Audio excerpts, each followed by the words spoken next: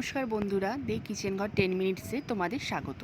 এই বর্ষাকালের জন্য খুব মজাদার একটা রেসিপি আজ তোমাদের সাথে শেয়ার করলাম, মাছের ডিমের পকোড়া বা মাছের ডিমের বড়া। এই রেসিপিটা যদি তোমাদের ভালো লেগে থাকে তাহলে অতি অবশ্যই লাইক ও শেয়ার করবে আর আমার চ্যানেলটিকে সাবস্ক্রাইব করে দেবে। প্রথমে আমি 250 গ্রাম মতো কাতলা মাছের ডিম নিয়ে নিয়েছি, তাতে 2 টেবিল চামচ সর্ষের তেল দিলাম। এবার আমি একটা বড় পেঁয়াজ খুব ফাইন করে কুচিয়ে নিয়েছি। তারপর এতে আদা বাটা, রসুন বাটা,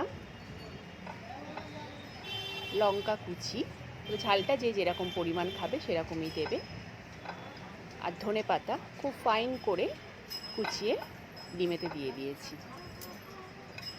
এবার আমি সামান্য পরিমাণ সাদা ময়দা দিয়েছি, তোমরা এখানে চাইলে বেসন দিয়েও করতে পারো, আমি এখানে সাদা ময়দাই ব্যবহার করেছি। সামান্য পরিমাণ নুন, অল্প পরিমাণেতে চিনি দিয়ে দিলাম। এবার ভালো করে ডিমটাকে মাখিয়ে নিতে হবে। যে যে মশলাগুলো সব দিয়েছিলাম সেগুলো দিয়ে ভালো করে ডিমটাকে মাখিয়ে নিতে হবে। এবার আমি কড়াতে তেল গরম করে নিয়েছি, প্রায় একটা একটা করে চামচে করে কড়াতে দিয়ে দিচ্ছি। যতক্ষণ না এক পিঠ লালচে হবে ততক্ষণ অপেক্ষা করতে হবে। সর্ষের তেলটা দিয়েছিলাম এই কারণেই যে বড়াগুলো মুচমুচে খেতে হবে।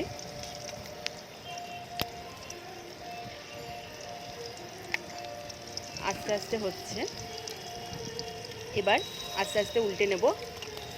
লাল লাল হয়েছে, যত লাল লাল হবে তত মুচমুচে খেতে হবে। খুব সাবধানে আস্তে আস্তে উল্টে দিতে হবে বড়াগুলোকে।